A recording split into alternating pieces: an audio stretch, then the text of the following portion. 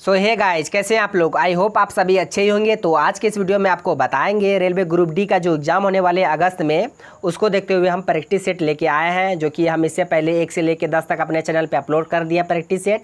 हम जो practice set में बताते हैं वो 10 क्वेश्चन ही बताते हैं, जीके जीएस और करंट अफेयर दोनों को एक साथ लेके चलते हैं। उसका जो डिस्कशन करते हैं वो 30-40 क्वेश्चन के बराबर होते हैं। अगर आप लोग को नहीं पता तो एक बार एक वीडियो को देख लीजिए, आप लोग को खुद ब खुद पता चल जाएगा कि जो क्वेश्चन का जो लेवल है, कौन कौन सा क्वेश्चन को लेके आते हैं। और ये सभी प्रश्न previous year railway group D हो चाहे एनटीपीसी हो, है ना कोई एग्जाम में पूछा हुआ है। तो ये सभी प्रश्न आपके लिए बहुत ही इंपॉर्टेंट होंगे, चाहे आप किसी भी तरह के कॉम्पिटिटिव एग्जाम की तैयारी कर रहे होते हैं। तो चलिए शुरू करते हैं। आज का पहला क्वेश्चन है कि जो लावनी है किस भारतीय राज्य का प्रसिद्ध लोक नृत्य है। तो लावनी, तो इससे संबंधित जो भी मतलब लोक नृत्य होंगे, ऑप्शन से जितने भी 4 ऑप्शन है, चारों ऑप्शन में जो जो स्टेट दिए हैं उसमें जो प्रसिद्ध लोक नृत्य है उसको हम बताएंगे, है ना। तो पहले इसका आंसर जान लेते हैं क्या होगा। तो लावनी किस राज्य का लोक नृत्य है। ऑप्शन में आपको दिया है आंध्र प्रदेश, गुजरात, महाराष्ट्र, तमिलनाडु।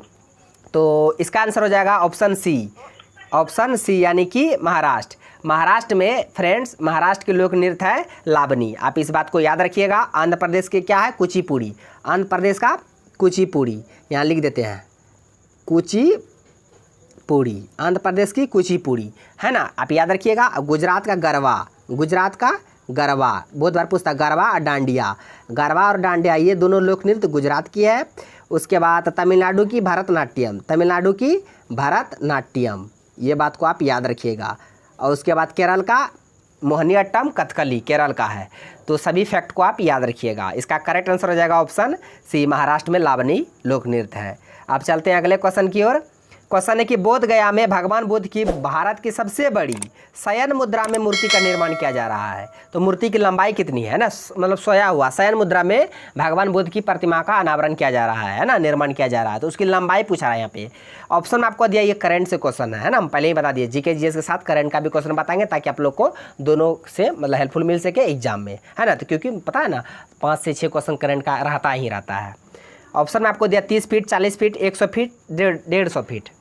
तो इसका आंसर हो जाएगा ऑप्शन सी यानी कि 100 फीट। वो जो शयन मुद्रा में भगवान बुद्ध की प्रतिमा होगी वो 100 फीट होगी। ऐसे शयन मुद्रा में 100 फीट उसकी लंबाई होगी, 30 फीट चौड़ाई होगी। दोनों बातों को आप याद रखिएगा। 100 फीट लंबाई, 30 फीट चौड़ाई। ये कहाँ पे निर्माण किया जा रहा है, बोध गया में। अब भगवान जो बुद्ध है उसको ज्ञान की प्राप्ति बोध गया में हुए थे, और उन्होंने अपना पहला उपदेश कहाँ दिए थे, सारनाथ यूपी में दिए थे। इस बात को याद रखिएगा। सर्वाधिक उपदेश श्रावस्ती में, कहाँ, श्रावस्ती में। तो सभी फैक्ट को आप ध्यान में रखिएगा। अब चलते हैं अगले क्वेश्चन की ओर। क्वेश्चन है कि जो चेरनोबिल परमाणु आपदा, ये भी क्वेश्चन बहुत ज़्यादा इंपॉर्टेंट है। चेरनोबिल परमाणु आपदा किस वर्ष घटी थी, है ना। ऑप्शन में आपको देखिए क्या दिया हुआ, 1986, 1987, 1984, 1985। तो पहले इसका करेक्ट आंसर बता दे रहे हैं हम, 1986। ऑप्शन ए हो जाएगा। 1986 में चेरनोबिल परमाणु आपदा घटना घटी थी। और ये किस देश में घटी थी, ये भी क्वेश्चन आप जान लीजिए। तो यूक्रेन में घटी थी। आप सभी को पता होगा अभी युद्ध चल रहे हैं रूस और यूक्रेन के बीच, है ना। उसमें क्रीमिया को पहले कब्जा कर लिए थे रूस, अब फिर पूरा चाहता है कि नहीं वो यूक्रेन पर कब्जा करे, वो नाटो का सदस्य नहीं बने यूक्रेन। तो अभी चल रहा, अभी तक युद्ध चल रहा है, 1-2 महीना होने वाले हैं। आप सोच सकते कितने बड़ा लंबा, मतलब जो जेलेंस्की है यूक्रेन के राष्ट्रपति, वो झुकने वाला नहीं है बाबू। पुष्पा है, पुष्पा झुकेगा नहीं साला, वही पुष्पा है वो मतलब हारने का मतलब नाम ही नहीं ले रहा है ना। तो आप याद रखिएगा चेरनोबिल परमाणु आपदा किस वर्ष में घटी थी, 1986 में। किस देश की घटना है, यूक्रेन की। जिस तरह जो 1945 में 6 अगस्त 1945 में अमेरिका के द्वारा जापान के हिरोशिमा में जो गिराया गया था बम, कितना बड़ा मतलब विनाशकारी था, कितना जान माल की हानि हुई थी, अभी तक उसका असर है। उसी तरह से 4 परमाणु रिएक्टर विस्फोट हो गया था चेरनोबिल में। आप सोच सकते कितना बड़ा घटना होगा। तो ये 1986 घटना चेरनोबिल संबंधित है। और चेरनोबिल परमाणु आपदा किस देश से संबंधित है, यूक्रेन से। यूक्रेन की राजधानी बहुत बार एग्जाम में पूछ लिया, अभी हाल में चर्चा में तो पूछ लिया जा सकता है। तो यूक्रेन की राजधानी बता देते हैं कीव है, और राष्ट्रपति जेलेंस्की है। कौन है, जेलेंस्की। और व्लादिमीर पुतिन रूस के हैं, है ना, पुतिन बाबा। नेक्स्ट क्वेश्चन है टीपू सुल्तान कहाँ का शासक था, है ना। तो आपको बताना है कि जो टीपू सुल्तान है वो कहाँ का शासक था। ऑप्शन में आपको दिया हैदराबाद, मदुरई, मैसूर, विजयनगर।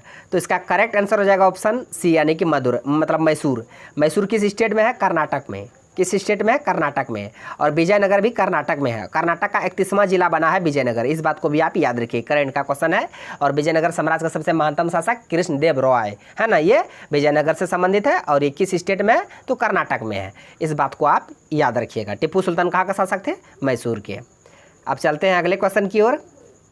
क्वेश्चन है कि केरल को तमिलनाडु से जोड़ने वाला महत्वपूर्ण दर्रा कौन सा है। पासिस आपको बताना है कि कौन सा दर्रा केरल को तमिलनाडु से जोड़ता है। तो ये ज्योग्राफी से, चूंकि पहले ही बताते हैं, ज्योग्राफी, हिस्ट्री, पॉलिटी, करंट, इन सभी से एक ना दो क्वेश्चन लेके आएंगे, सेट बाय सेट, हर एक सेट में बताएंगे, ताकि आपको जो क्वेश्चन का जो लेवल है वो आपको पता चल सके, और जो बिल्कुल एक्यूरेट जो क्वेश्चन पूछने की संभावना है उन सभी क्वेश्चन को हम ले आए। फालतू बकवास गिरी नहीं करने आए, फालतू जो मन क्वेश्चन है उठा कर डाल दिया है ना, वही क्वेश्चन ले आए जो कि इंपॉर्टेंट है एग्जाम के लिए। तो पहले देख लेते हैं केरल को तमिलनाडु से कौन सा दर्रा जोड़ता है। ऑप्शन आपको दिया थालघाट, पालघाट, भोरघाट। तो इसका आप पहले करेक्ट आंसर बता दे रहे हैं, ऑप्शन बी हो जाएगा, यानी कि पालघाट। ये पालघाट दर्रा केरल को तमिलनाडु से जोड़ता है। किसको? ये केरल को तमिलनाडु से जोड़ता है। ये बार बार कहाँ से आ जाता है? केरल को तमिलनाडु से। आप याद रखिएगा, ऐसे लिख रहे हैं, आप समझ लीजिएगा, केरल को तमिलनाडु से पालघाट। और क्या कहते हैं, थालघाट किसको जोड़ता है?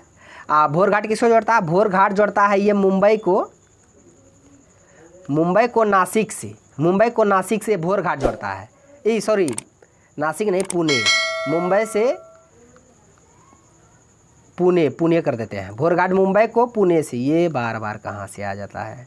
मुंबई को पुणे से ये भोरघाट जोड़ता है। पालघाट केरल को तमिलनाडु से। और थालघाट, तो ये थालघाट मुंबई को नासिक से। मुंबई को नासिक से। ये तीनों को याद रखें, तीनों एक नए क्वेश्चन पूछने की संभावना बहुत अधिक है। तो आप तीनों के एक बार रिपीट कर दे रहे हैं। थालघाट किसको जोड़ता है? मुंबई को नासिक से। पालघाट किसको जोड़ता है? केरल को तमिलनाडु से। भोरघाट किसको जोड़ता है? मुंबई को पुणे से। तो ये तीनों बातों को आप याद रखिएगा, ज्योग्राफी के बहुत ज़्यादा इंपॉर्टेंट क्वेश्चन है ना। अब चलते हैं अगले क्वेश्चन की ओर।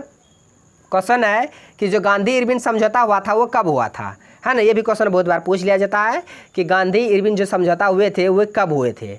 तो ऑप्शन में आपको दिए, क्या दिए हुए हैं? 1930, 1931, 1920, 1919। तो इसका करेक्ट आंसर हो जाएगा 1931, 5 मार्च। डेट को भी आप याद रखिएगा, कब? 5 मार्च 1931 को गांधी इरविन के बीच, मतलब गांधी और इरविन के बीच गांधी इरविन समझौता हुआ था दिल्ली में। इसे दिल्ली समझौता भी कहा जाता है। कब हुआ था? 5 मार्च 1931 को। इस बात को भी याद रखिएगा। इसी समझौते के बाद गांधी जी दूसरी गोलमेज सम्मेलन में भाग लेने के लिए लंदन गए थे, है ना। तो हम बता दें, कुल 3 गोलमेज सम्मेलन हुए थे। पहला गोलमेज सम्मेलन 1930 में, ये बार बार हमको गुस्सा आता है इसको देख के, सही करना पड़ेगा। पहला 1930 में, दूसरा 1931 में, तीसरा 1932 में। क्वेश्चन पूछता है कि कौन से गोलमेज सम्मेलन में महात्मा गांधी जी भाग लिए थे? 1931 यानी दूसरे गोलमेज सम्मेलन में।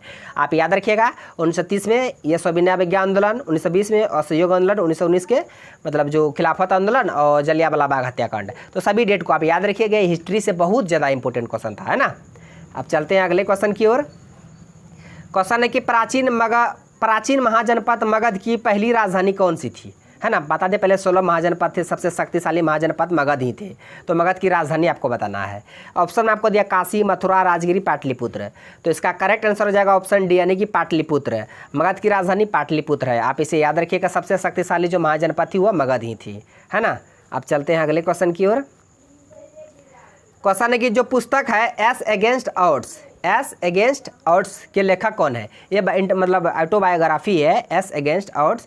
ये किसके, मतलब इसके लेखक कौन है, आपको ये बताना है। क्वेश्चन एसएससी CHSL के एग्जाम में पूछा भी गया है, क्योंकि बहुत ही इंपॉर्टेंट है ना। NTPC CBT 2 में भी पूछा गया था। ऑप्शन में आपको दिया रोहन बोपन्ना, लिएंडर पेस, यूकी भावरी, उसके बाद सानिया मिर्जा।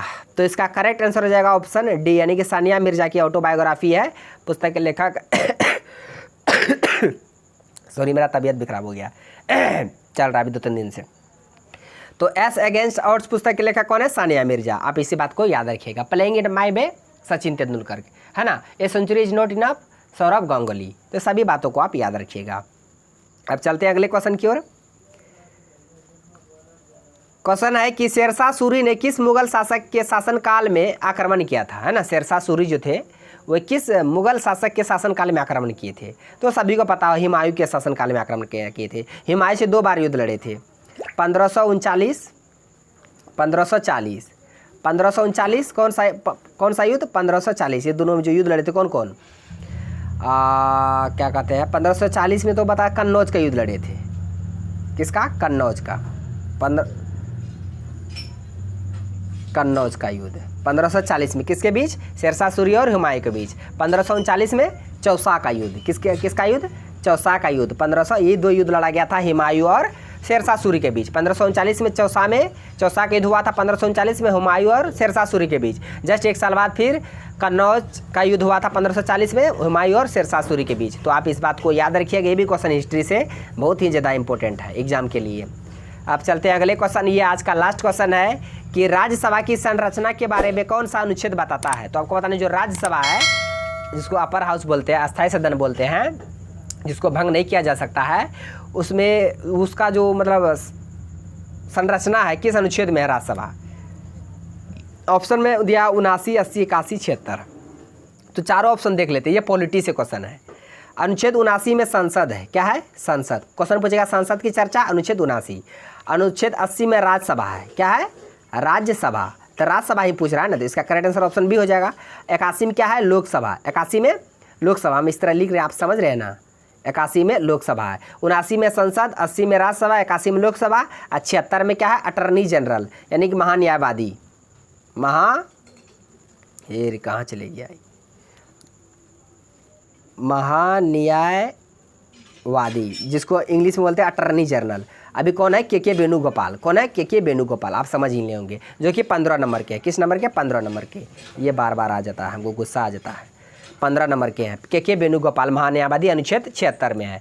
तो ये चारों अनुच्छेद को याद रखिएगा। अनुच्छेद 79 में संसद है, 80 में राज्यसभा, 81 में लोकसभा है और 76 में महान्यायवादी है ना। तो हम 10 क्वेश्चन को रिपीट कर दे रहे हैं, आप लोग ध्यान से सुनिएगा। पहला क्वेश्चन था कि राज्यसभा में संरचना, अनुच्छेद 80 में राज्यसभा है। उसके बाद क्वेश्चन था कि शेरशाह सूरी ने किस मुगल शासक के शासनकाल में आक्रमण किया था। तो हुमायूं के शासनकाल में 2 बार, 1539 में चौसा, 1540 में कन्नौज। उसके बाद पुस्तक एस अगेंस्ट ऑड्स के लेखक कौन है, सानिया मिर्जा। उसके बाद मगध की राजधानी पाटलिपुत्र। गांधी-इरविन समझौता 1931 में, जिसे दिल्ली समझौता भी कहा जाता है। केरल को तमिलनाडु से जोड़ने वाला दर्रा पालघाट, अब मुंबई को नासिक से थालघाट, मुंबई को पुणे से भोरघाट। ये तीनों को याद रखिएगा। नेक्स्ट है टिप्पू सुल्तान कहाँ का शासक था, मैसूर कर्नाटक का। उसके बाद चेरनोबिल परमाणु जो आपदा था, घटना कहाँ था, कब हुआ था, 1986 में। किस देश से संबंधित है, तो यूक्रेन से। यूक्रेन की राजधानी कीव। उसके बाद क्वेश्चन था बोधगया में भगवान बुद्ध की शयन मुद्रा में प्रतिमा का निर्माण किया जा रहा है, उसकी लंबाई कितनी, 100 फीट, चौड़ाई 30 फीट। उसके बाद लावनी किस भारतीय राज्य की प्रसिद्ध लोक नृत्य है, महाराष्ट्र की। कुचिपुड़ी आंध्र प्रदेश की। गरबा डांडिया गुजरात की। भरतनाट्यम तमिलनाडु की, है ना। तो ये सभी बातों को आप याद रखिएगा। तो फ्रेंड्स आज का क्वेश्चन ये था जो कि हम आपको विद एक्स्ट्रा फैक्ट के साथ बता दिए। यदि आपको वीडियो अच्छा लगा तो मेरा वीडियो को लाइक कीजिए तथा मेरा यूट्यूब चैनल कर दीजिए अड्डा को सब्सक्राइब करें और बेल आइकन को भी हिट कर दीजिए, ताकि हर एक लेटेस्ट क्वेश्चन का मतलब जो वीडियो है उसको आप लोग को मतलब मिलते जाए, है ना, आके आप लोग को तैयारी बहुत ही अच्छे तरीके से हो। तो फ्रेंड्स धन्यवाद।